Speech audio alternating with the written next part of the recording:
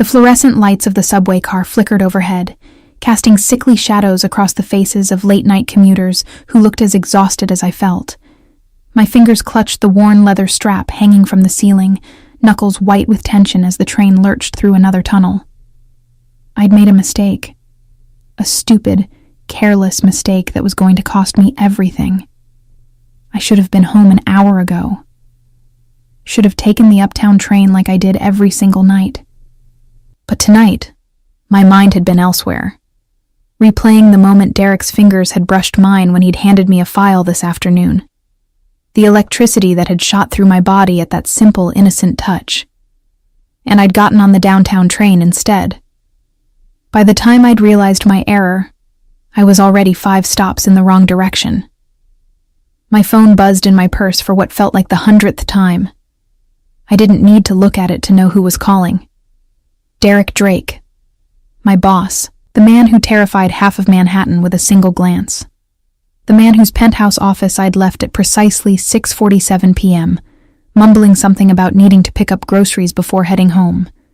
The man who, for reasons I couldn't begin to comprehend, had started asking where I was going after work, what time I'd be home, whether I'd eaten dinner. My mother's voice echoed in my head, as it always did when I felt the faintest flutter of hope or happiness. Don't be ridiculous, Jasmine. Men like that don't notice girls like you. You're plain, forgettable. The sooner you accept that, the less you'll embarrass yourself. I caught my reflection in the subway window, mousy brown hair pulled back in a severe bun, glasses that were 2 years out of style because I couldn't afford new ones, a shapeless gray cardigan over a white blouse that had seen better days. My mother was right. I was nothing special. Derek's attention was probably just professional concern for an employee. Nothing more. The train finally screeched to a stop at my station. Union Square, 40 minutes and a lifetime away from where I should have been. I emerged onto the street at 9:23 p.m., my heart hammering as I checked my phone. 12 missed calls, 7 text messages. Where are you? Jasmine, answer your phone. This isn't funny. Call me immediately. I'm sending Marcus to your apartment. If something's happened to you, I swear to God. My hands trembled as I read the messages. There was an edge to them, something I'd never heard from Derek before. Not anger exactly, but something darker, more possessive. It made my stomach twist with an emotion I couldn't name. I lived in a rent-controlled walk-up in Alphabet City, the kind of building where the heating was unreliable and the neighbors' arguments bled through paper-thin walls. It was a 20-minute walk from the subway, through streets that got progressively emptier and darker with each block. I usually tried to be home before sunset. Tonight, I was walking through shadows. My footsteps echoed on the pavement as I hurried past shuttered bodegas and graffitied storefronts. A group of men lounging outside a corner bar called out something that made my cheeks burn, but I kept my head down, walking faster. Almost there. Just 3 more blocks. That's when I saw the car, a black Escalade with tinted windows, idling at the curb directly in front of my building. My steps faltered. I recognized that car. I'd seen it parked outside Drake Industries headquarters every morning when I arrived for work, seen Derek's driver Marcus open the rear door with practiced precision. What was Derek's car doing here? As if in answer, the rear door swung open, and Derek himself emerged onto the sidewalk. Even in the dim streetlight, he was devastating. 6 feet 3 inches of lean muscle wrapped in an impeccably tailored charcoal suit that probably cost more than 3 months of my rent. His dark hair was slightly disheveled, as though he'd been running his hands through it, and his jaw was tight with barely controlled emotion. His eyes found mine across the distance, and the intensity of his gaze stopped me dead in my tracks. I'd seen Derek angry before. Watched him reduce grown men to stammering apologies with nothing more than a cold stare. But this was different. This was fury mixed with something that looked almost like fear, and it was directed entirely at me. "Where?" he said, his voice carrying across the empty street with deadly quiet. "Have you been?" I stood frozen on the sidewalk, my purse clutched to my chest like a shield. I took the wrong train. I'm sorry, Mr. Drake. I didn't mean to. You didn't mean to ignore 12 phone calls? He moved toward me, each step measured and predatory. You didn't mean to disappear for 2.5 hours without a word? I didn't think. No, you didn't think. He stopped directly in front of me, close enough that I had to tilt my head back to maintain eye contact.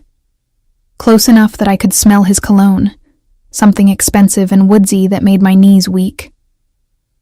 You didn't think that maybe, just maybe, someone might be concerned when you vanished into thin air. Concerned? The word came out as barely a whisper.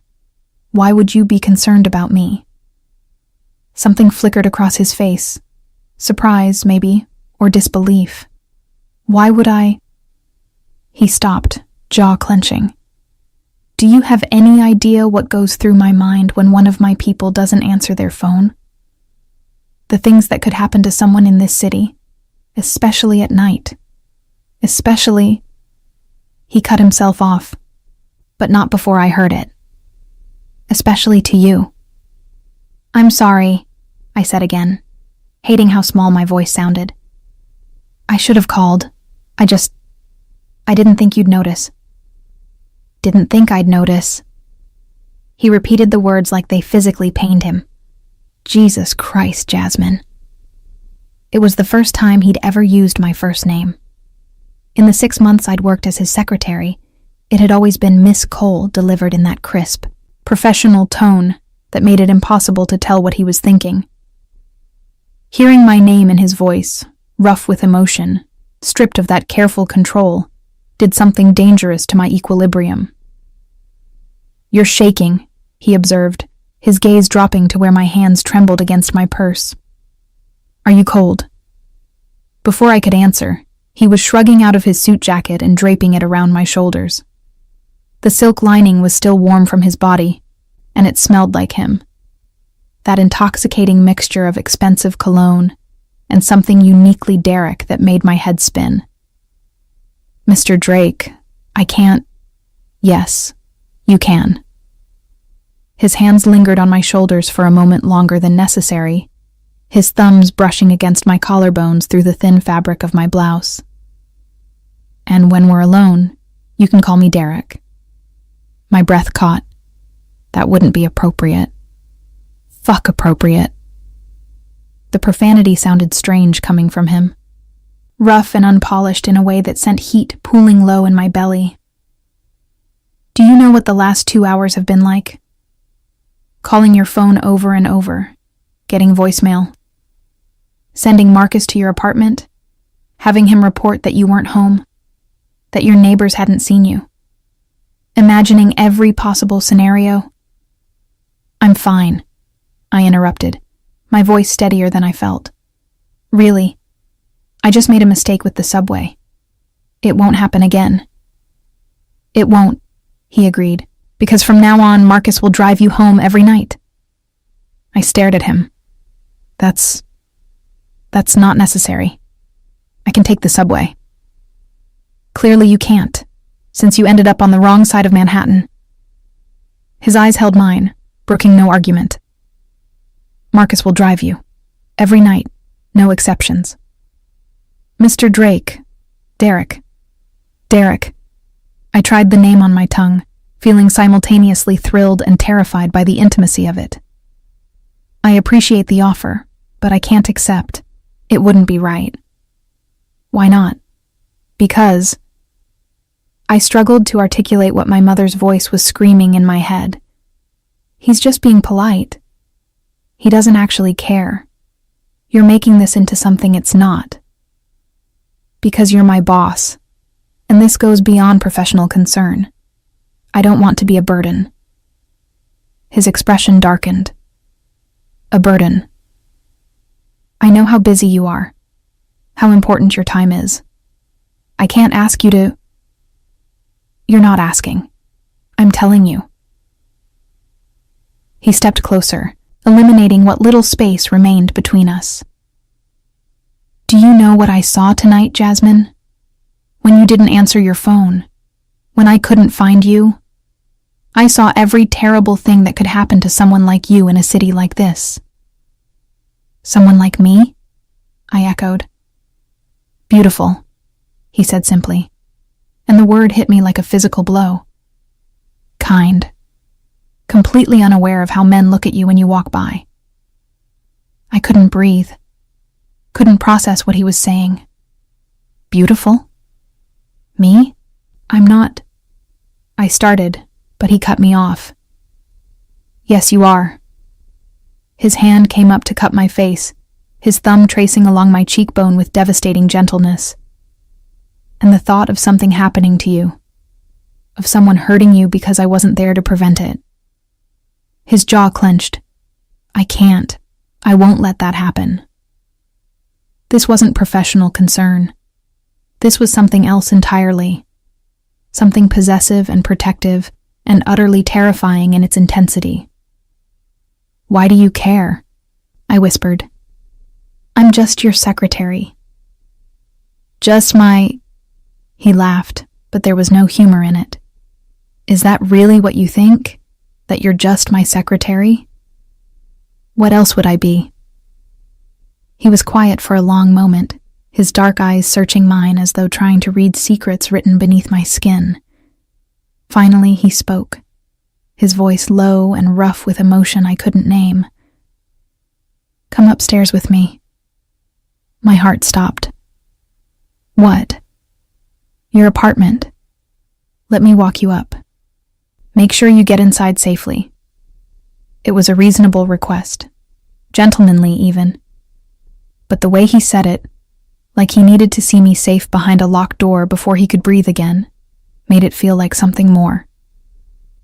"Okay," I heard myself say. We climbed the 5 flights of stairs in silence. The elevator had been broken for 2 weeks, but I'd been too embarrassed to mention it to the super. Derek followed close behind me, his presence at my back both comforting and unnerving. I was hyper-aware of every step, every breath, the way his jacket swamped my smaller frame. My apartment was on the 5th floor, at the end of a dimly lit hallway that smelled of old cooking oil, and something I preferred not to identify. I fumbled with my keys, my hands still trembling, until Derek gently took them from me. "Let me." He unlocked the door with steady hands, then stepped inside first. "Stay here." Before I could protest, he was moving through my tiny studio apartment with the practiced efficiency of someone used to assessing threats. He checked the bathroom, looked under the bed, examined the fire escape window to make sure it was locked. Only when he was satisfied did he turn back to me. "All clear." I stepped inside, suddenly self-conscious about the cramped space. My entire apartment would probably fit inside Derek's office bathroom. The furniture was all secondhand, a futon that doubled as my bed, a rickety table with 2 mismatched chairs, a kitchenette that barely deserved the name. Books were stacked in piles against every wall, the one luxury I allowed myself. "It's not much," I said quietly, wrapping my arms around myself. "But it's mine." Derek was quiet, taking in the space with an expression I couldn't read. His gaze lingered on the collection of empty ramen containers in my sink, the single dying plant on the windowsill, the pile of bills on my table that I'd been trying not to think about. "How much does this place cost you?" he asked finally. "Mr. Derek, he corrected. "How much?" $1,800 a month. I saw no point in lying. It's rent-controlled, which is the only reason I can afford it at all. His jaw tightened. "And your mother?" I flinched at the mention of her. "What about my mother?" "You send her money every month. I've seen the wire transfers in your banking records." Heat flooded my face. "You looked at my banking records?" "I did a background check when I hired you. Standard procedure." His eyes held mine. "What I want to know is why you're living like this." He gestured at the cramped apartment, while sending $1,000 a month to a woman who, from what I can tell, has never done anything to deserve your generosity. She's my mother. The words came out defensive, automatic. She sacrificed everything to raise me. The least I can do is help her financially. Did she? Derek asked quietly. Sacrifice everything? Or did she tell you that so many times you started to believe it? The question hit too close to home. I thought of my mother's constant reminders of how much I'd cost her. Every doctor's visit, every school supply, every meal I'd eaten carefully tallied and thrown back in my face. I gave up my dreams for you. The least you can do is show some gratitude. You don't know her, I said, but my voice wavered. I know enough. He moved closer, his presence filling the small space. I know she calls you at work 3 times a week. I know every call leaves you upset, even though you try to hide it. I know you skip lunch to save money because you're sending half your paycheck to someone who makes you feel worthless. Tears stung my eyes. Stop. Why? Because it's true? His voice softened. Jasmine, you're brilliant at your job. Organized, efficient, capable of anticipating what I need before I ask for it. You're the best secretary I've ever had, and that's saying something considering the parade of incompetence I've employed over the years. Then why do you treat me like I'm about to break? The question burst out before I could stop it. Why do you watch me the way you do? Why did you panic tonight when I was late? Why does it matter to you? Because, he said, and there was something raw in his voice now, something unguarded. I can't stop thinking about you. Every time you bite your lip when you're concentrating. Every time you blush when I stand too close. Every time you drop something and bend over to pick it up. And I have to remind myself that touching you would be the worst kind of line to cross. He took a breath. I'm obsessed with you, Jasmine. Have been since the day you walked into my office for your interview, looking terrified and determined in equal measure. I couldn't speak. Couldn't move. Couldn't do anything but stare at this man who'd just turned my entire world upside down with a handful of sentences. That's why I care, he continued. That's why I panicked tonight. Because the thought of something happening to you, of losing you before I've even... He stopped, jaw clenching. I need to go. Before I do something we'll both regret. He moved toward the door, and panic seized me. Wait. He stopped, his hand on the doorknob. Yes, thank you, I said softly. For coming to check on me. For caring, even when I don't understand why. He looked back at me over his shoulder, and the heat in his gaze nearly knocked me off my feet. Get some rest, Jasmine. Marcus will be here at 7:30 tomorrow morning to drive you to work. Don't argue. Then he was gone, leaving me alone in my tiny apartment with his jacket still draped around my shoulders and the echo of his confession ringing in my ears. I'm obsessed with you. I sank onto my futon, my mind reeling. This couldn't be real. Men like Derek Drake didn't become obsessed with women like me. My mother had made that abundantly clear my entire life. I was plain, forgettable, nothing special.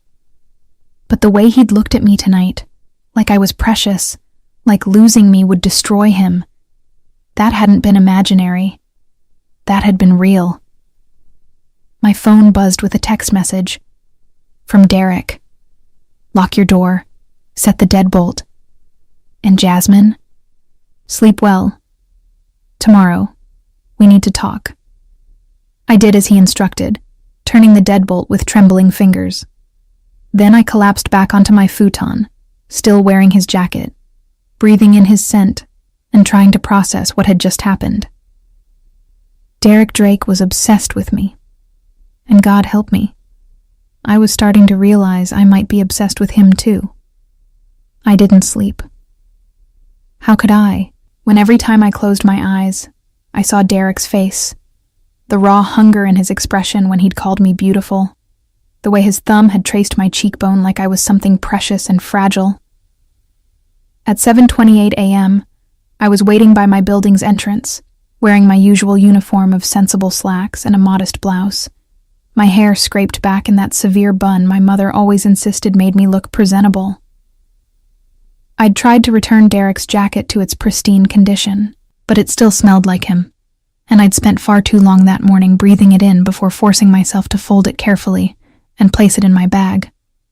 The black Escalade pulled up at precisely 7:30. Marcus emerged from the driver's seat, his expression professionally neutral as he opened the rear door for me. "Good morning, Miss Cole." "Good morning, Marcus." I hesitated at the door. "This really isn't necessary. I can take the subway." Mr. Drake was quite clear on this matter, miss. Something that might have been amusement flickered across his weathered face. And I've worked for him long enough to know when arguing is pointless. I climbed into the back seat, my cheeks burning. The interior smelled of leather and wealth, so far removed from the subway's stale air and suspicious stains that it felt like entering another dimension. As Marcus pulled into traffic, my phone buzzed. A text from my mother. "You didn't call yesterday. I suppose you're too busy with your important job to check on your own mother, the woman who sacrificed her youth raising you." Guilt twisted in my stomach, automatic and familiar. I started to type a response, then stopped as another message appeared. "This one from Derek. Did Marcus pick you up on time?" "Yes," I typed back. "Thank you. This really isn't necessary, though." His response was immediate. "It is to me. We'll talk when you get in." 23 minutes later, the Escalade pulled up in front of Drake Industries headquarters, a gleaming tower of steel and glass that dominated the Manhattan skyline. Marcus opened my door, and I stepped out onto the sidewalk where other early morning workers rushed past, clutching their coffee and their ambitions. "Have a good day, Miss Cole," Marcus said. "Thank you." I paused. "Marcus, how long have you worked for Mr. Drake?" 12 years, miss." "Have you ever seen him?" I struggled to find the right words. "Has he ever acted this way before? About an employee?" Marcus's expression remained carefully neutral, but I saw understanding in his eyes. "No, miss. Never." The elevator ride to the 47th floor felt both too long and too short. My stomach churned with anticipation and dread in equal measure. What did Derek want to talk about? Last night's confession? The way he'd touched my face like I was something worth treasuring? The executive floor was still mostly empty when I arrived. It was only 7:53, and most employees didn't filter in until 9. I unlocked the outer office that served as my workspace, separated from Derek's inner sanctum by a heavy oak door that was currently closed. I'd barely set down my bag when that door opened, and Derek stood framed in the doorway. He looked like he'd slept about as well as I had. There were shadows under his eyes, and his hair was slightly disheveled, as though he'd been running his hands through it. But he was still devastatingly handsome in a navy suit that emphasized his broad shoulders and lean frame.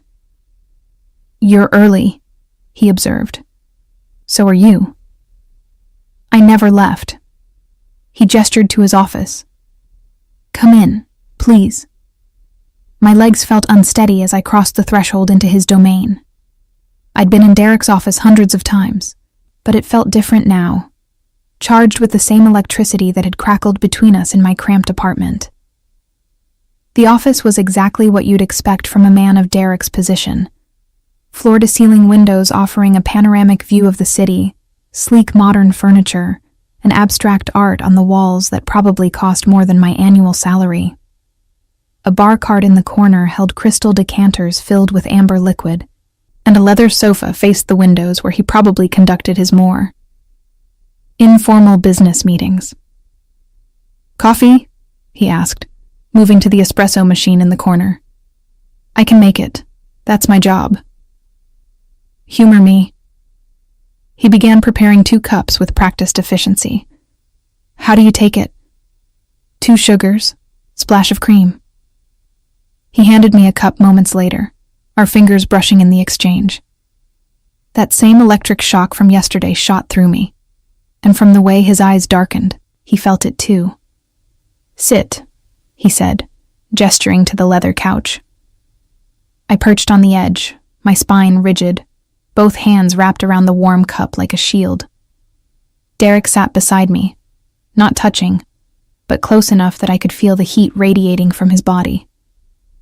"About last night," he began. "You don't have to explain." The words tumbled out in a rush. "I know you were just worried about an employee. You don't need to." "Jasmine." My name in his voice, rough, commanding, stopped my rambling. "Look at me." I forced myself to meet his gaze.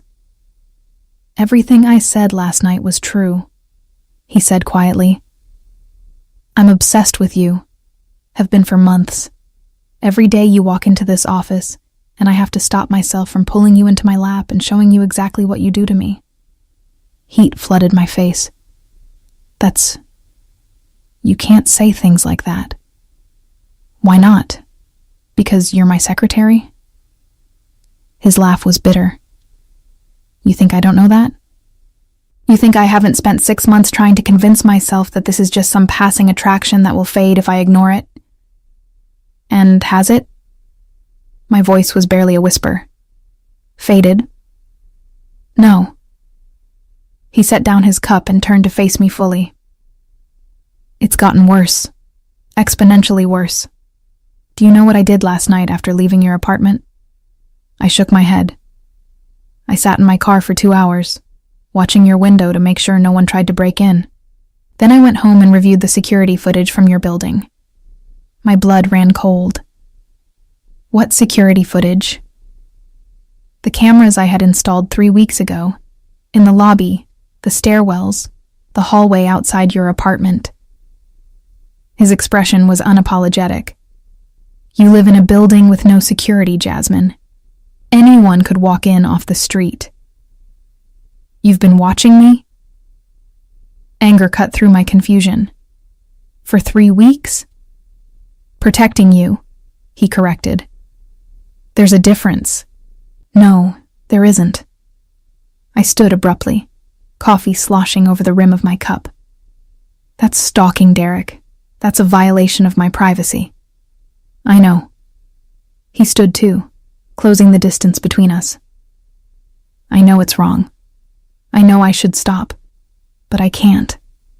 Because every time I think about you walking home alone in the dark, every time I imagine what could happen to you in that building with its broken locks and absent super, He stopped, jaw clenching. "I can't lose you to something I could have prevented. You can't lose what you don't have." The words came out sharper than I intended. "I'm not yours to lose, Derek." "Aren't you?" His hand came up to cup my face, and I hated how I immediately leaned into his touch. "Then why are you wearing the perfume I complimented last month? Why do you bite your lip every time I stand close to you? Why did you sleep in my jacket last night?" My breath caught. "How did you—" "The cameras in your apartment.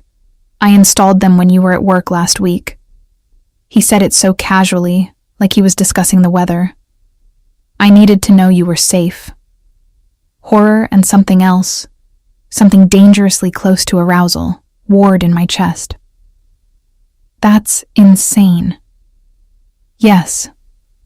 His thumb traced along my lower lip, the touch sending sparks skittering down my spine. "Completely insane. But I've never claimed to be sane where you're concerned, Jasmine. I'm obsessed, possessive, completely unable to function without knowing exactly where you are and whether you're safe. This isn't normal." My voice shook. "This isn't healthy." "No," he agreed, "but it's honest. Can you say the same?" His other hand found my waist, pulling me flush against him. "Tell me you don't feel this. Tell me you don't lie awake thinking about what it would be like if I touched you, kissed you, made you mine in every possible way." I couldn't. God help me, I couldn't deny it. My phone buzzed insistently in my pocket, shattering the moment. I pulled away from Derek's embrace, my hands trembling as I checked the screen. 5 missed calls from my mother. A text message. I know you're at work, but I need to talk to you immediately. It's important. Is that her? Derek's voice had gone cold. My mother, yes, I should. Don't. His hand caught my wrist. Whatever she wants, it can wait.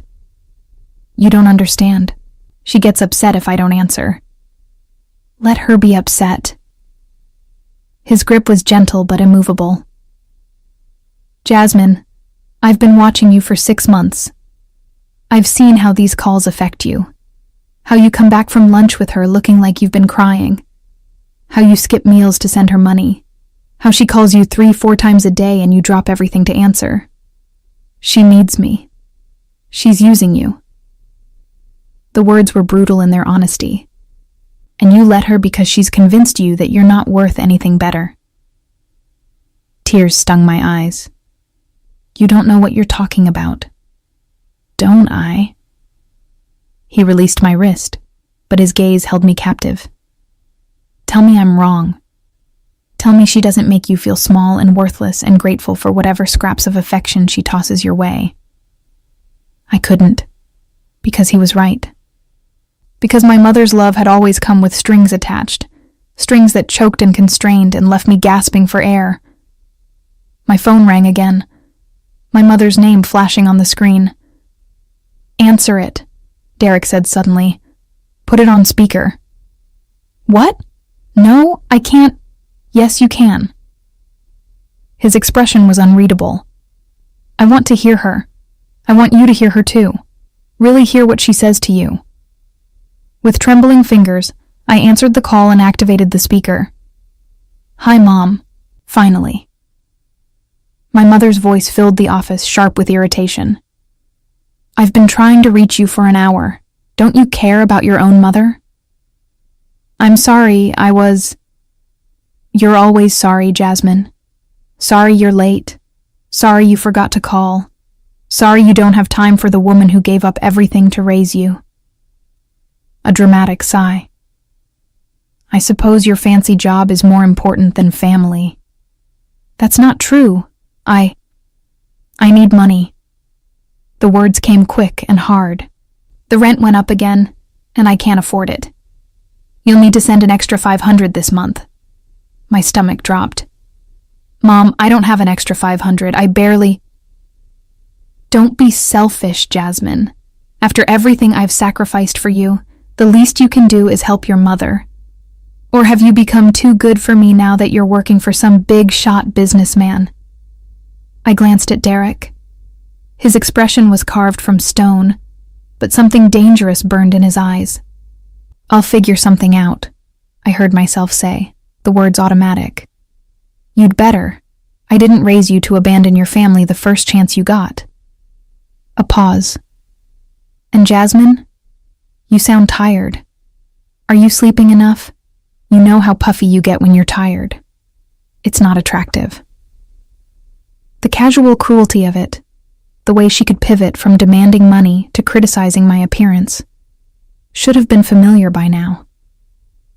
But hearing it with Derek listening, seeing his jaw clench with barely controlled rage, made me realize how thoroughly abnormal this was. I have to go, Mom. I'm at work. Fine. Send the money by Friday, and try to do something with your hair. That bun makes you look like a spinster. She hung up before I could respond. The silence in Derek's office was deafening. How long? His voice was dangerously quiet. How long what? How long has she been doing this to you?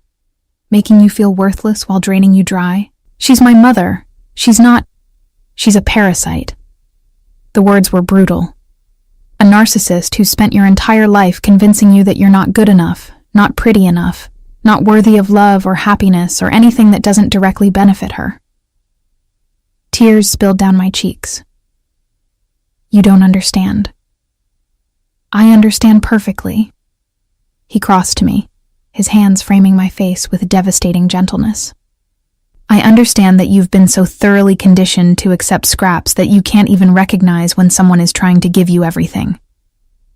Everything? I choked on the word. Everything, he confirmed. My protection, my devotion. Every resource at my disposal used to make sure you never want for anything again. His thumbs wiped away my tears. Starting with your mother. What are you going to do? His smile was cold. I'm going to show her what happens when someone hurts what's mine. You can't just... I started. But Derek's phone buzzed before I could finish the protest. He glanced at the screen, his expression darkening. I have a meeting in 10 minutes. We'll continue this discussion tonight, at my place. Your place? My voice climbed an octave. Derek, I don't think... 7 o'clock. Marcus will pick you up at 6:30. He was already moving toward his desk, his phone pressed to his ear as he barked orders in Italian to someone on the other end. The transformation was instantaneous, from the man who just wiped away my tears to the ruthless businessman who controlled half of Manhattan's underground economy.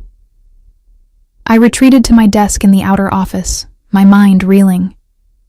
The rest of the morning passed in a blur of phone calls and scheduling, but I couldn't focus. Couldn't stop replaying my mother's voice, the casual cruelty, the demands disguised as maternal concern. And underneath it all, Derek's words echoed relentlessly. She's a parasite who's convinced you that you're not good enough. At lunch, I made the mistake of checking my bank account. After sending my mother the extra $500 she'd demanded, I'd have exactly $73 to last until my next paycheck. $73 for food, subway fare, the prescription I needed to refill. My hands trembled as I closed the banking app. Miss Cole? I looked up to find Marcus standing in my doorway, holding a takeout bag from Maria, the Italian restaurant where a single appetizer cost more than my weekly grocery budget. Mr. Drake thought you might be hungry. He asked me to bring you lunch. The bag contained truffle pasta, grilled octopus, and a dessert that looked like it belonged in an art museum. A note was tucked inside, written in Derek's angular handwriting. Eat. All of it. We both know you skipped breakfast. I should have been annoyed by his presumption. Instead, tears pricked my eyes as I took my first bite of the pasta. It was the most delicious thing I'd ever tasted. Rich and decadent and so far removed from my usual diet of ramen and bodega sandwiches that it felt like eating in another language. My phone buzzed. My mother again. Did you send the money yet? I'm waiting. I transferred the $500 with shaking fingers, watching my bank balance plummet into the danger zone. Then I set my phone face down on my desk and forced myself to eat every bite of the meal Derek had sent, even though guilt twisted my stomach with each forkful. The afternoon crawled by with agonizing slowness. Derek emerged from his office twice, once to deliver documents that needed filing, once to tell me in clipped tones that his 7 o'clock meeting had been moved up, so I should be ready to leave by 6. Both times, his gaze lingered on me with an intensity that made my skin feel too tight. At 5:58, I was gathering my belongings when Derek appeared in my doorway, his suit jacket slung over one shoulder. Ready? I should probably just go home. I'm sure you have more important... Nothing is more important than this conversation. He held out his hand. Come on. The ride to his penthouse was silent, except for the soft jazz playing through the car's speakers. Derek sat beside me in the back seat, close enough that our thighs brushed with every turn, his hand resting possessively on the seat between us, close enough to touch but not quite making contact. Where do you think you first saw me? He asked suddenly. The day of your interview? I glanced at him, confused by the non sequitur. Yes? 6 months ago. Your office. Wrong. A slight smile curved his lips. It was 7 months ago. Cafe Reggio in the village. My breath caught. I remembered that day with crystalline clarity. A rare afternoon off, sitting alone at a corner table with a paperback novel and the cheapest item on the menu. A man had been at the bar, nursing an espresso and working on his laptop. I'd noticed him because he was impossibly handsome, because he'd looked up and caught me staring, because for one electric moment our eyes had met, and that was you. The words came out as barely a whisper. That was me. His gaze held mine. Do you remember what you were reading? Jane Eyre. You were so absorbed in it that you didn't notice when your coffee went cold. Didn't notice when the waiter tried to refill your cup 3 times. You just sat there, completely lost in the story, and He stopped, jaw clenching. I couldn't look away, couldn't stop wondering what you were reading that made you smile like that. What made you bite your lip on page 247? What made you wipe away tears on page 312? You watched me for that long? 3 hours. No shame in his admission. Then you left, and I convinced myself I'd imagined the connection, that you were just another pretty woman in a city full of them. He leaned closer, but I couldn't stop thinking about you. Couldn't get that image out of my head. You in that corner, completely unaware of how beautiful you were, how every man in that cafe was trying to get your attention, while you just read your book and existed in your own world. My heart hammered against my ribs. And when I came in for the interview, I recognized you immediately, told myself it was coincidence, that I'd hire you purely based on your qualifications. His laugh was self-deprecating. But the truth is, I'd already decided before you even opened your mouth. You were going to work for me, be near me every day, and I was going to figure out if the connection I'd felt was real or imagined. And I barely recognized my own voice. It was real, is real, so real that it terrifies me. His hand finally bridged the distance, covering mine. I've built my entire life on control, Jasmine. I control my business, my reputation, my reactions. I don't let anyone close enough to matter. And then you walked into my life twice, first in that cafe, then in my office, and every carefully constructed wall I've built came crashing down. The car stopped, and I realized we'd arrived at his building, a sleek tower in Tribeca that probably had better security than most government facilities. Marcus opened the door, but Derek didn't move immediately. I need you to understand something before we go upstairs, he said quietly. What I'm about to offer you, the arrangement I'm proposing, it's not charity, it's not pity, it's pure selfishness on my part. What arrangement? Come upstairs, please. His penthouse was everything I'd imagined. Floor-to-ceiling windows showcasing the city lights, minimalist furniture in shades of black and gray, artwork that probably cost more than my building. But it was the personal touches that caught my attention.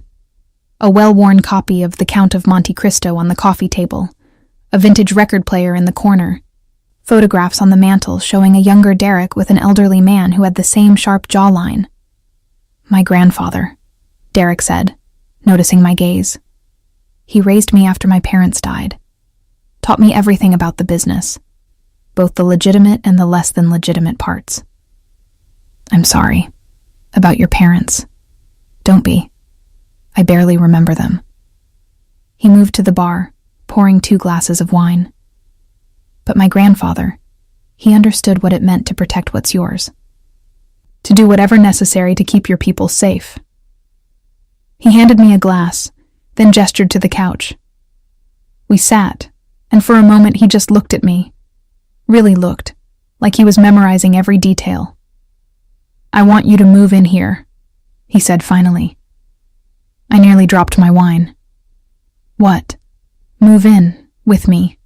Let me take care of you. Your rent, your expenses, your mother's demands, everything. I can't. That's insane. Is it? He set down his glass and turned to face me fully.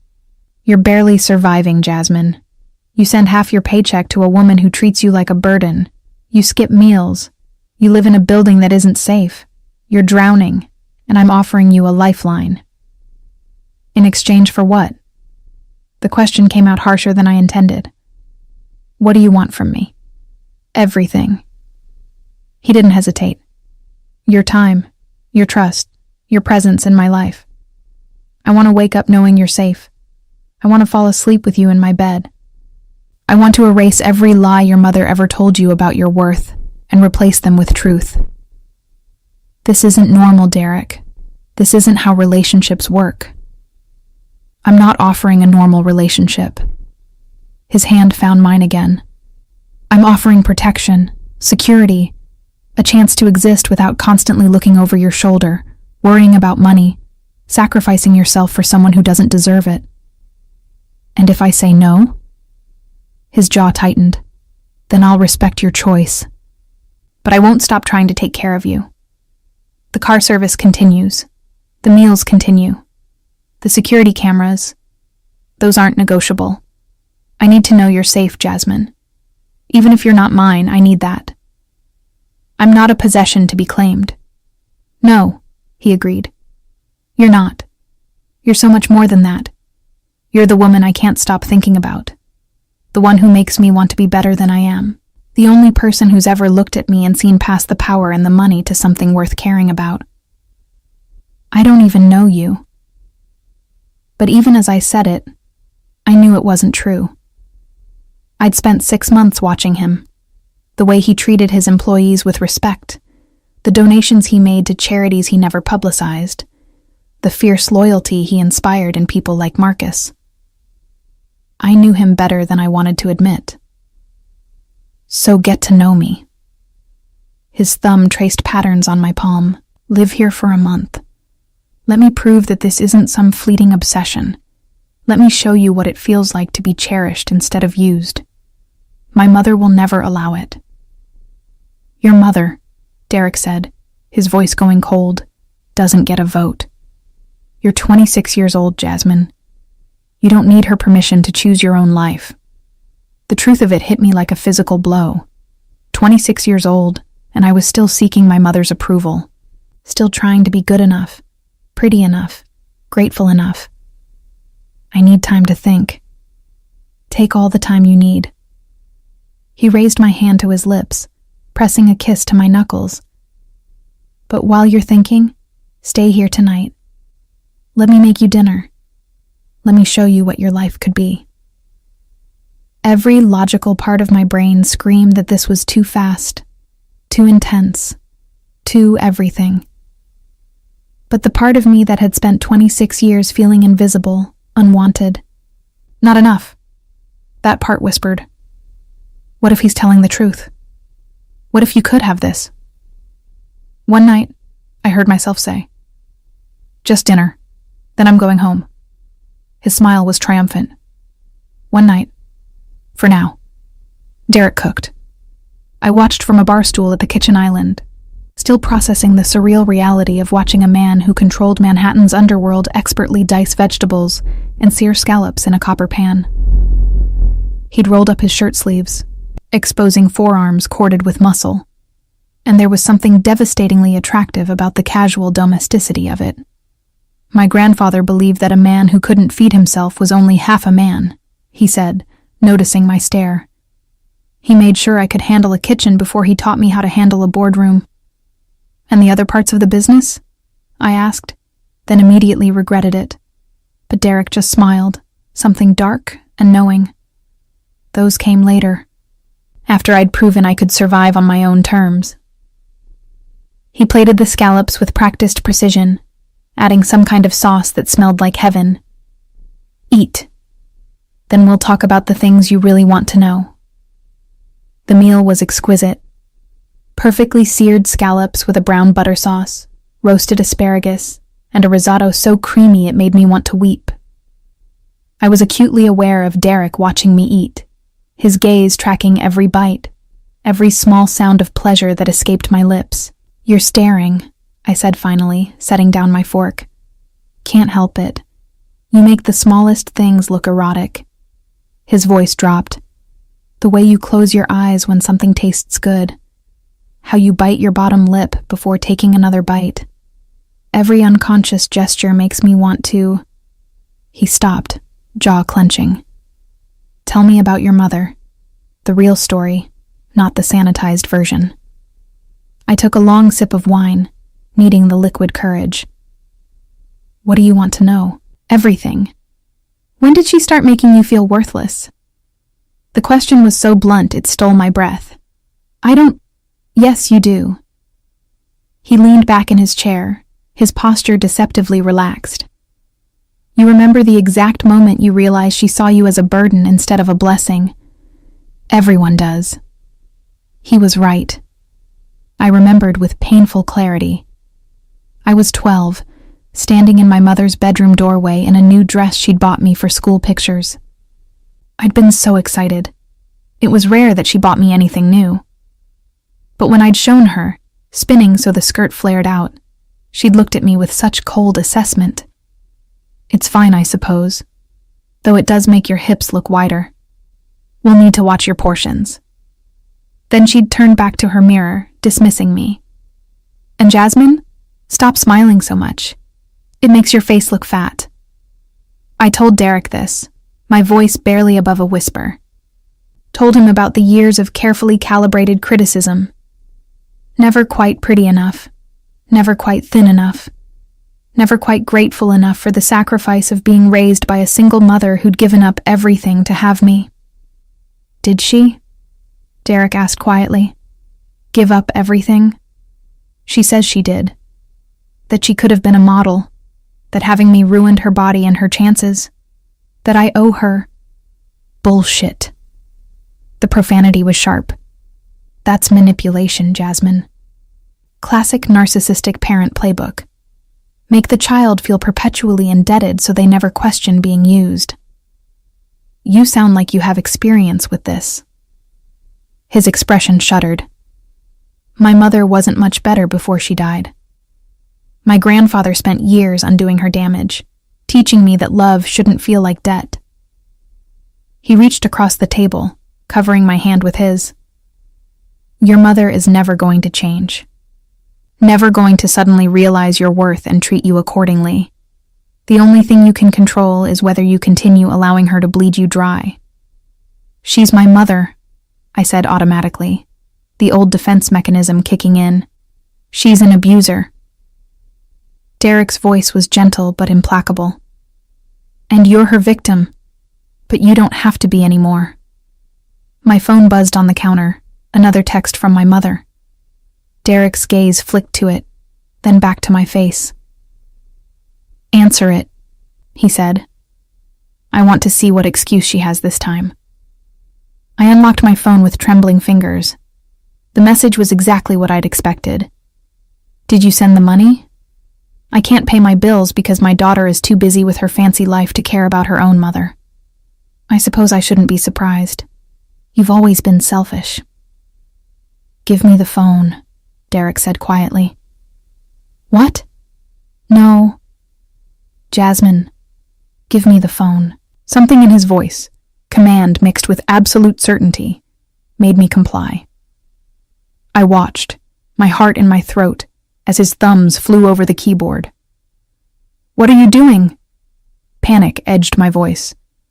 "Something you should have done years ago." He showed me the screen. The message read, "This is Derek Drake. I'm Jasmine's employer and partner. Any future requests for money should be directed to me, not her. She will no longer be supporting you financially. If you have concerns about this arrangement, my lawyers will be happy to discuss it. Have a pleasant evening." "You can't—" I started, but he'd already hit send. My phone began ringing immediately, my mother's name flashing on the screen. "Don't answer it," Derek said. "She'll keep calling. She'll show up at my apartment." "Then it's good you'll be staying here."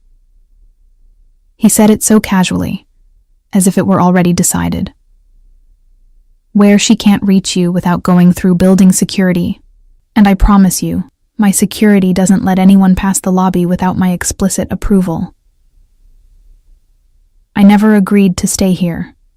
"No," he conceded. But you will. Because deep down, you know I'm right. You know that staying in that apartment, continuing to sacrifice yourself for a woman who sees you as an ATM, is killing you slowly. He moved around the table, pulling me to my feet. I'm offering you a way out, Jasmine. Safety, security, a chance to exist without constantly apologizing for taking up space. And what do you get out of this arrangement? My voice was shakier than I wanted. Really? You. His hands framed my face. I get to wake up knowing you're safe. I get to watch you eat meals without worrying about whether you can afford them. I get to see you relax instead of constantly tensing like you're waiting for the next criticism. His thumb traced my lower lip. And eventually, when you're ready, I get to touch you the way I've been fantasizing about for 7 months. Heat flooded my body. This is insane. Probably. His lips curved into that dangerous smile. But I've never been particularly sane where you're concerned. Say yes, Jasmine. Stay here. Let me take care of you. For how long? As long as you'll let me. Forever. If I have my way. My phone was still ringing. My mother, relentless as always. I thought about going back to my cramped apartment, back to skipping meals and counting pennies and apologizing for existing. Then I looked at Derek, at the fierce protectiveness in his eyes, the careful way he touched me like I was something precious. 1 week, I heard myself say. I'll stay for 1 week. Trial basis. If it doesn't work, it will work. He kissed my forehead, lingering there. I'll make sure of it. But we need ground rules. Ground rules? You have your own room, the one next to mine. You're free to come and go as you please, though Marcus will drive you anywhere you need to go. No more subway. His hand slid down to my waist. You answer my calls, always. If you're going to be late, if something happens, you tell me immediately. That seems non-negotiable. His voice hardened. After last night, after not knowing where you were, that's my one absolute requirement. I need to know you're safe, Jasmine. I should have argued, should have insisted on maintaining some independence. But the memory of his panic when I'd been late, the raw fear in his voice, it spoke to something deep inside me that had never felt protected before. Okay, I agreed. I'll answer your calls. Good. His hands tightened on my waist. Second rule, your mother doesn't get your new address, doesn't get my personal number. All communication goes through me. She'll be furious. She can be furious. What she can't be is allowed to continue tearing you down. He pressed closer, until I could feel the heat of his body through our clothes. Third rule, you let me take care of you. That means no more skipping meals. No more wearing yourself out to save money. No more sacrificing yourself. You make it sound like I'm a project to be fixed. No. His voice was fierce. You're not broken, Jasmine. You're magnificent. You've survived years of emotional abuse and still managed to be kind, thoughtful, completely unaware of how extraordinary you are. I'm not trying to fix you. I'm trying to show you what you deserve. My phone had stopped ringing. 3 voicemails from my mother. 6 more texts. Each progressively more angry, more manipulative, more desperate. How could you do this to me? After everything I've done for you. You're ungrateful, just like your father. This is why he left. That last one hit like a physical blow. My father had left when I was 6, disappeared one morning with no explanation, and my mother had spent the next 20 years making sure I knew it was somehow my fault. If I'd been prettier, quieter, less trouble, maybe he would have stayed. Derek must have seen something change in my face because he took the phone from my hand and read the messages. His expression went dangerously cold. Your father, he said quietly. Tell me about him. There's nothing to tell. He left. My mother says it was because I was too much trouble. Jasmine, Derek's voice cut through my automatic response. Your father didn't leave because of you. Your father left because your mother is toxic, and he was too much of a coward to take you with him. How would you know? Because I had him investigated 3 months ago. The world tilted. You what? Peter Cole. Currently living in Portland under the name Peter Matthews. Remarried. 2 daughters from his second marriage. Works as an accountant. Derek's expression was carefully neutral. I can arrange a meeting if you want, or I can make sure he never bothers you. Your choice. I sank back onto the bar stool, my legs suddenly unable to support me. He's alive. He has other daughters. He's a coward who abandoned his child rather than fight for custody. I wouldn't blame you if you never wanted to see him. Derek crouched in front of me, his hands on my knees. But if you do want to meet him, want answers, I'll make it happen. Whatever you need, Jasmine. Whatever will help you heal. Why? The question burst out. Why do you care so much? Why go to all this trouble for someone like me? Because you're not someone like you. You're you. The woman who reads 19th century novels in coffee shops. Who bites her lip when she's concentrating. Who apologizes for existing when you should be demanding the world bow at your feet. He stood, pulling me with him. And because the first time I saw you, something in me recognized something in you. Loneliness recognizes loneliness, Jasmine. And I've been lonely my entire life until you. Before I could respond, before I could process what he was saying, he was kissing me. Not gentle, not tentative, but claiming. His mouth hungry against mine, his hands in my hair, his body pressing me back against the counter. I gasped against his lips, and he took advantage, deepening the kiss until I couldn't think, couldn't breathe, could only feel. When he finally pulled back, we were both breathing hard. That's what you do to me, he said roughly, every damn day. And now that I've tasted you, now that I know how you feel against me, I'm never letting you go. Derek. I know. Too fast. Too intense. His forehead pressed against mine. But I'm done pretending this is anything other than what it is. Obsession, possession, love maybe, though I've never felt it before, so I'm not sure. His hands cupped my face. Stay, please. Let me show you what your life should have been all along. And God help me. I nodded, because I was tired of being strong, tired of sacrificing, tired of feeling worthless. For once, just once, I wanted to be cherished. 1 week, I whispered. His smile was victorious. 1 week. For now. The guest bedroom Derek had given me was larger than my entire apartment. Floor-to-ceiling windows overlooked the city. The bed was a California king with sheets that felt like silk against my skin, and the attached bathroom had a rainfall shower and a soaking tub deep enough to swim in. I stood at the window that first morning, watching the sunrise paint the buildings in shades of gold and pink, and tried to process how drastically my life had changed in less than 48 hours. My phone, which I'd finally silenced around 2 a.m. after my mother's 37th call, sat on the nightstand like a live grenade. A soft knock interrupted my thoughts. Jasmine, are you awake? Derek's voice through the door sent a shiver down my spine. I was acutely aware that I was wearing only the silk pajamas he'd had delivered last night. Pajamas that cost more than my monthly grocery budget and fit me perfectly despite him never asking my size. I'm awake, I called back. May I come in? I tied the robe that matched the pajamas around my waist. Yes. He entered carrying a tray with coffee, fruit, and pastries from what I recognized as Balthazar, the French bakery, where a single croissant cost $12.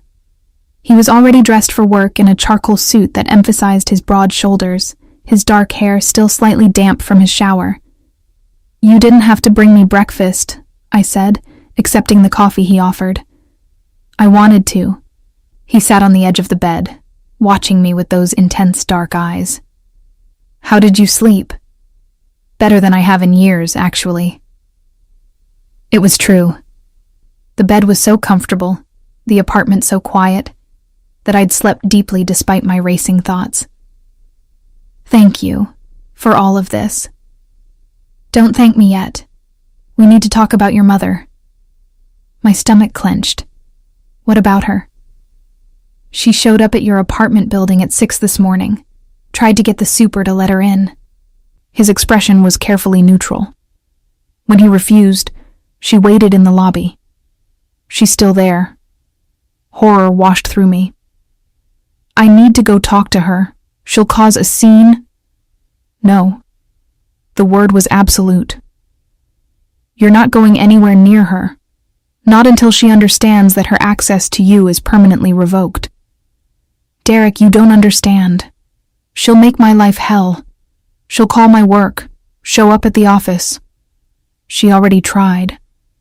Called the main Drake Industries line at 7:30, demanding to speak with you. Our receptionist was instructed to transfer her to my personal attorney." He took a sip of his coffee.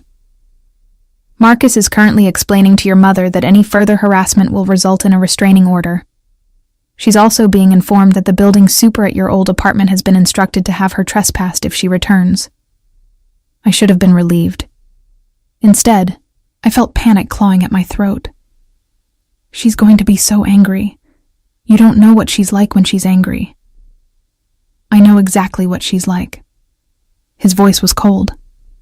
"I've been reviewing the security footage from your building, every visit over the past 3 months.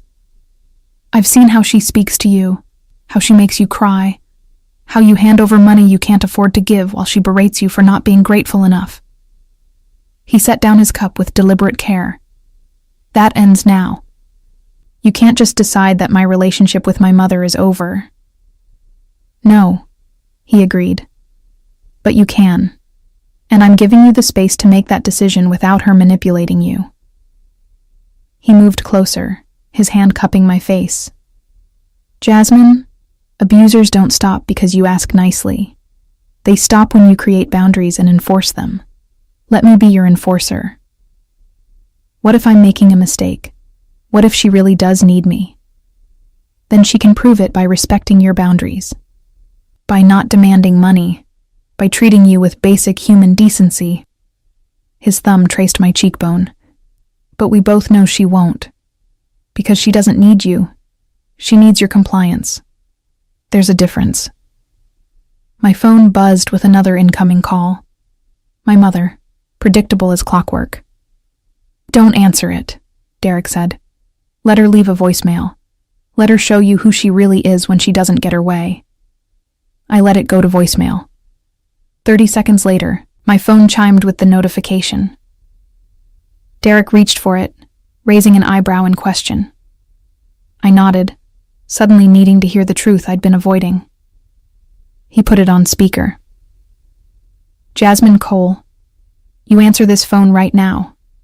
I know you're with that man." I looked him up. "Derek Drake, some kind of criminal masquerading as a businessman. Is this what I raised you for? To be some mobster's whore?" Her voice was shrill with fury. "You're making a fool of yourself. You're not pretty enough to keep a man like that interested. When he's done with you, don't come crying to me. I won't be there to pick up the pieces of your pathetic life." The message ended. Silence filled the room. "She's just upset," I heard myself say, but the word sounded hollow even to me. "She's abusive." Derek's voice was gentle but implacable. "And she's terrified because she's losing control of you. Everything she just said was designed to make you feel worthless enough to come running back." His hand found mine. "But you're not going back. Not ever." Tears spilled down my cheeks. I don't know how to be a person without her voice in my head telling me I'm not enough. "Then we'll learn together." He pulled me into his arms, and I let myself collapse against his chest, breathing in his scent as I cried for the mother I'd never really had. "We'll replace every lie she told you with truth. Starting with this. You're extraordinary, Jasmine. brilliant and kind and so beautiful it hurts to look at you sometimes. You're just saying that. I'm saying it because it's true. He tilted my chin up, forcing me to meet his gaze. Do you know what I see when I look at you? A woman who survived years of emotional abuse and still managed to be gentle, who gives to others even when she has nothing left for herself, who reads Jane Eyre in coffee shops and makes eating scallops look like a religious experience. His voice roughened. I see the woman I'm falling in love with, have been falling for since the moment I watched you cry over a novel and wanted to know what made you feel so deeply. Love. The word caught in my throat. Derek, we barely know each other.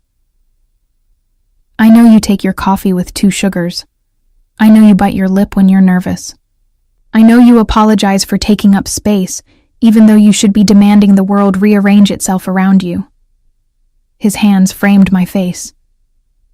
I know that when you finally let yourself relax, when you stop waiting for the other shoe to drop, your smile could power the entire city.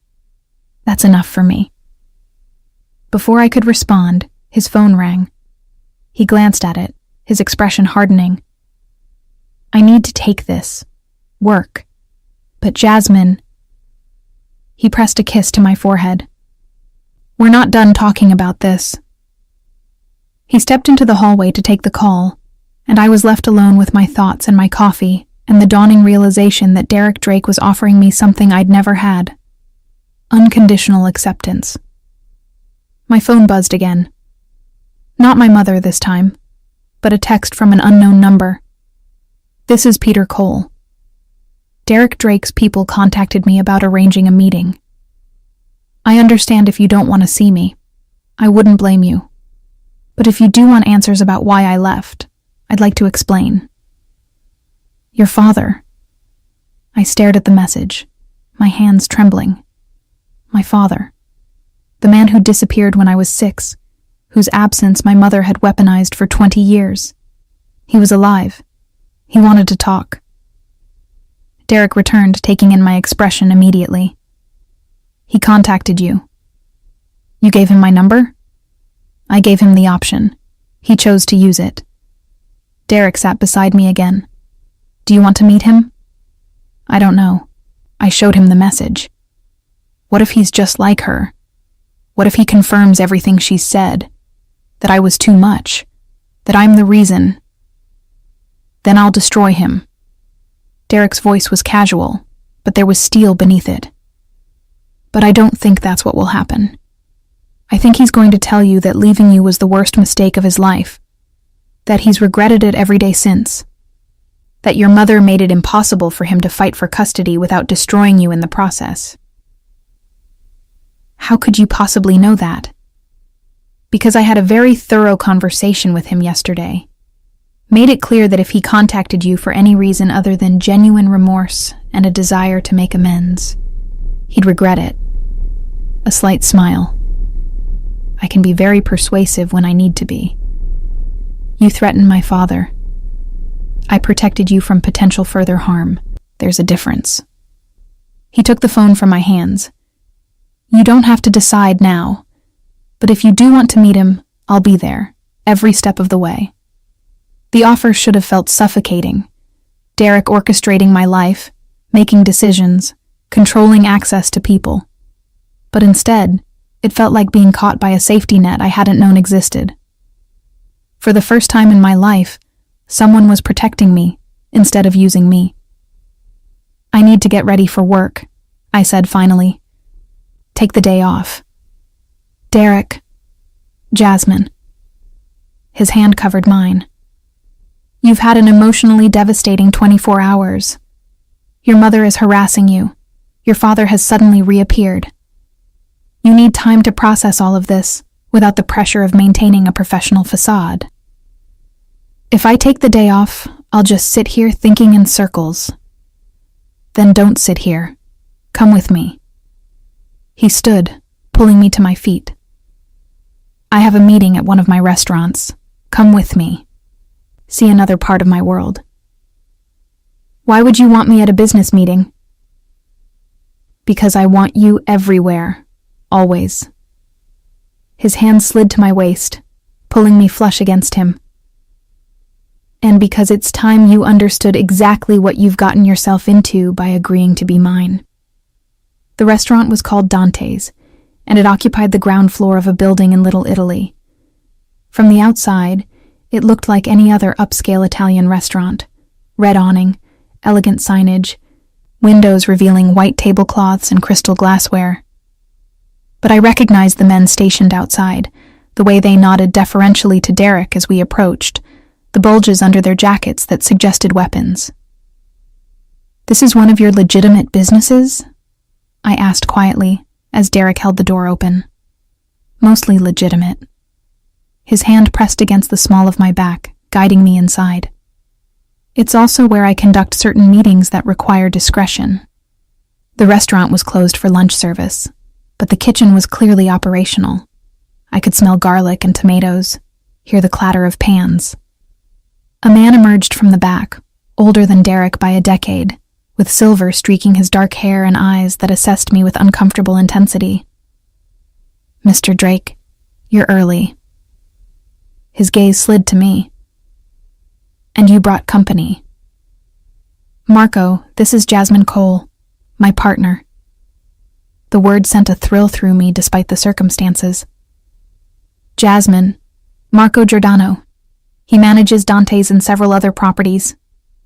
"Pleasure," Marco said, though his tone suggested otherwise. "Should I ask Sophia to prepare something for the lady while we conduct business?" "Jasmine stays with me." Derek's voice brooked no argument. "She's involved in all aspects of my operations now." Something flickered across Marco's face. Surprise, maybe, or concern. "As you wish. The others are waiting in the private room." He led us through the restaurant to a door at the back, which opened into a room I suspected civilians never saw. 6 men sat around a table, all stopping their conversations as we entered. Their expressions ranged from curious to hostile as they took in my presence. "Gentlemen," Derek said, his hand still possessively on my back. "This is Jasmine Cole. She'll be joining us for today's discussion. Anyone who has a problem with that can leave now." No one moved, but I felt the weight of their stares, the silent questions about who I was and what I was doing in a room that clearly wasn't meant for outsiders. "Good." Derek pulled out a chair for me, then took the seat beside it. "Let's begin." What followed was 2 hours of coded conversation about shipments and distributions, territories and percentages. I understood enough to know this wasn't entirely legal, but Derek had been right when he'd called his operations mostly legitimate. The illegal aspects seemed designed to grease wheels, to navigate regulations that would otherwise strangle the legal businesses. But it was the way the men looked at me that made me understand what I'd really walked into. Not respect exactly, but fear. Fear that Derek's interest in me made me untouchable. Fear that harming me would bring consequences they couldn't imagine. I was under the protection of the most dangerous man in Manhattan. And God help me, I was starting to like it. The call came 3 days later, at 2:47 in the morning. I'd been staying at Derek's penthouse for nearly a week, falling into a rhythm that felt simultaneously foreign and perfectly natural. He left for work before I woke, but there was always coffee waiting and a note with some variation of "Good morning, beautiful." I'd begun working from his home office, handling calls and correspondence remotely, while he'd arranged for a temporary assistant at Drake Industries. My mother's calls had finally stopped after Derek's lawyers delivered the cease and desist letter. I should have known it was too easy. The phone ringing in the middle of the night jolted me awake. Not my phone. Derek's, vibrating insistently on his nightstand in the room next to mine. I heard him answer it, his voice low and urgent, then the sound of footsteps in the hallway. My door opened without warning. Derek stood in the doorway, dressed only in pajama pants, his phone still pressed to his ear.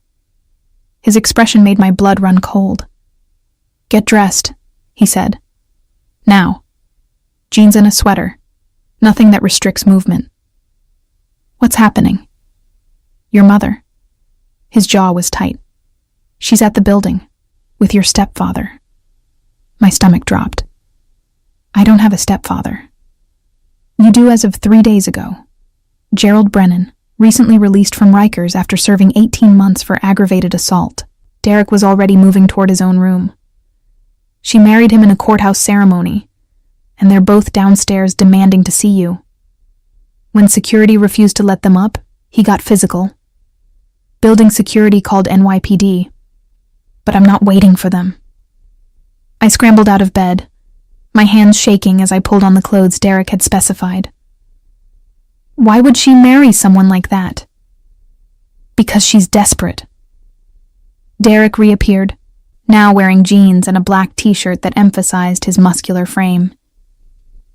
She's lost access to you, lost her income source, and she's lashing out.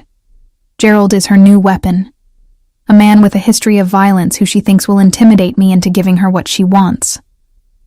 We should just wait for the police. No. He crossed to me, his hands framing my face. I need you to listen very carefully. We're going downstairs, and you're going to end this. Not me. You. Because if I handle it, she'll always believe she can manipulate you through guilt and fear. This needs to come from you. I can't. Yes, you can. His voice was firm. You're stronger than you know, Jasmine. And I'll be right beside you. But you need to be the one to draw the line.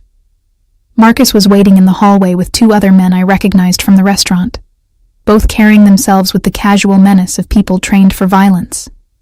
Derek's hand found mine as we rode the elevator down, his thumb tracing reassuring patterns on my palm. Remember, he murmured, you don't owe her anything. Not explanation, not money, not access to your life. This ends tonight. The lobby was chaos when we arrived. My mother stood near the reception desk, her face flushed with anger, wearing clothes I recognized as expensive, clearly purchased with money she didn't have. Beside her was a man who made my skin crawl on sight, tall and thick with prison muscles, with cold eyes and a sneer that suggested he enjoyed intimidation. Jasmine! My mother's voice echoed through the marble space. Thank God. Tell these people to let us up. We need to talk. No. The word came out stronger than I expected. You need to leave. Don't be ridiculous. I'm your mother. You can't just ignore me because some man told you to. Her gaze slid to Derek with undisguised contempt. This is his doing, isn't it? He's isolated you from your family, turned you against me. You did that yourself, I said, and felt something shift inside me. Years of suppressed anger finally finding its voice. Every time you told me I wasn't pretty enough. Every time you demanded money I couldn't afford to give. Every time you made me feel like a burden instead of a daughter. I sacrificed everything for you. You sacrificed nothing. The words burst out, loud enough to echo through the lobby. You got pregnant because you were careless. You kept me because you thought my father would marry you. When he left, you made me your emotional punching bag for 20 years. That's not sacrifice, Mom. That's abuse. Her face contorted with rage. How dare you speak to me like this? Gerald, tell her... The lady asked you to leave, Derek interrupted, his voice dangerously quiet. I suggest you do so before this becomes a criminal matter. Gerald stepped forward, puffing out his chest. And who the fuck are you to... He didn't finish the sentence. Derek moved with shocking speed, and suddenly Gerald was on the ground, his arm twisted behind him at an angle that made me wince. Derek's knee pressed into his back, his voice calm despite the violence of the action. I'm the man who owns this building, and the 4 buildings surrounding it, and the police precinct captain who would respond to any call from this address. He increased the pressure slightly, making Gerald grunt in pain. I'm also the man who has surveillance footage of you striking a security guard 12 minutes ago. That's assault. 3rd strike puts you back in Rikers for a much longer sentence. Are we clear? Derek, I said softly. He looked up at me, and something in my expression made him release Gerald, who scrambled to his feet, his face mottled with fury and humiliation. "Get out," I said to my mother, "and don't contact me again. No calls, no texts, no showing up at places you think I might be.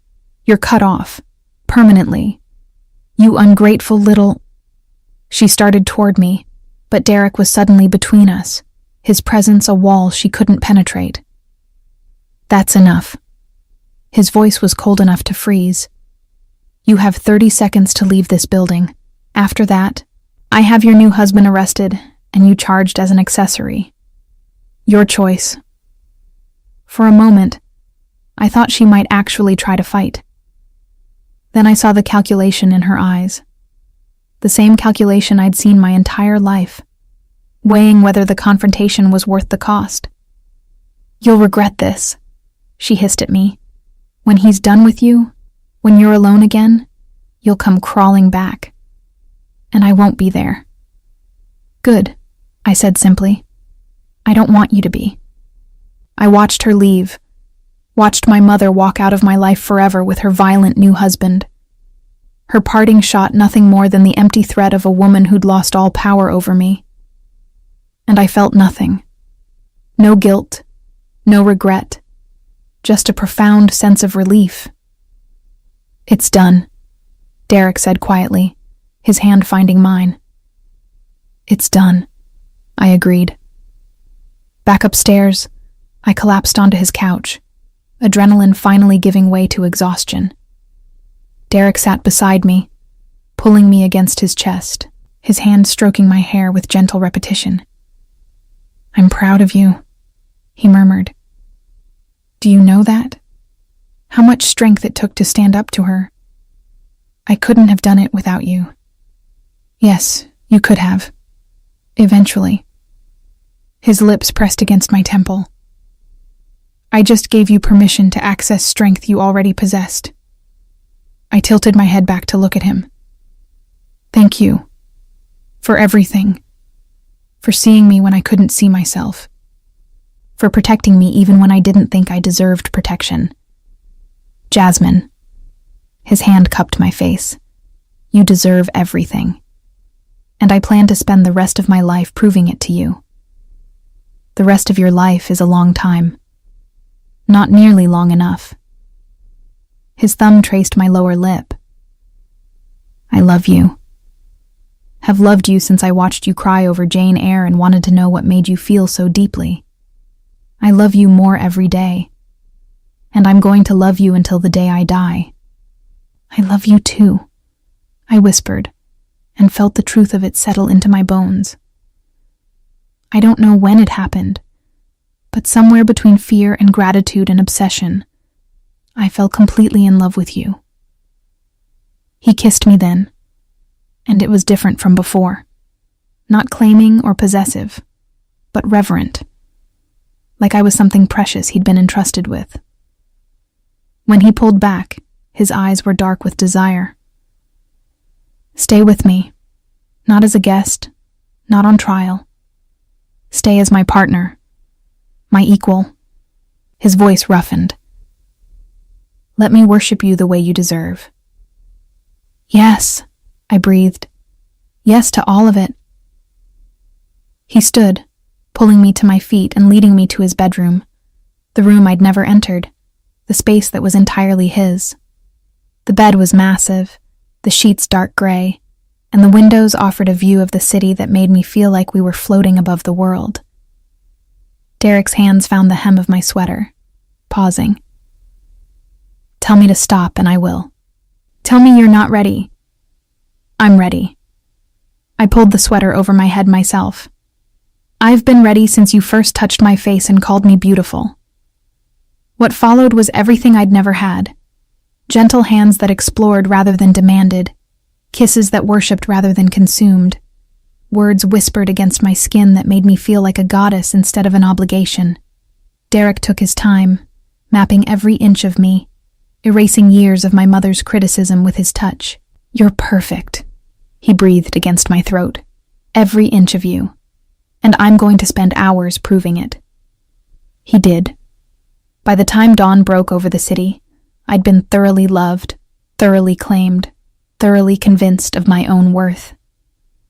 I lay in Derek's arms, my body pleasantly sore, my heart fuller than I'd ever imagined possible.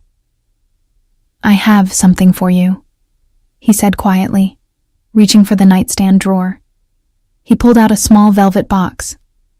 I was going to wait, do this properly.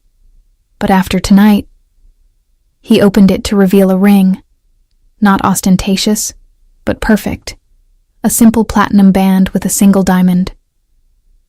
"Marry me, Jasmine. Not because I'm obsessed, though I am. Not because I want to protect you, though I do. But because I love you, and I want to spend every day proving that you're worthy of everything good this life can offer." I should have said it was too fast. Should have insisted we needed more time. But looking into his eyes, feeling the certainty of what we'd built in such a short time, I knew there was only one answer. "Yes," I said. "Yes to marriage. Yes to forever. Yes to this beautiful, insane love we've somehow created." He slid the ring onto my finger, then kissed me again. And I thought about the woman I'd been just weeks ago. Invisible, frightened, convinced of her own worthlessness. She was gone. In her place was someone new, a woman who knew her value, who could stand up to abusers, who had found love in the most unexpected place. I was Derek Drake's partner, his equal, his future wife. And I had never been more certain of anything in my life.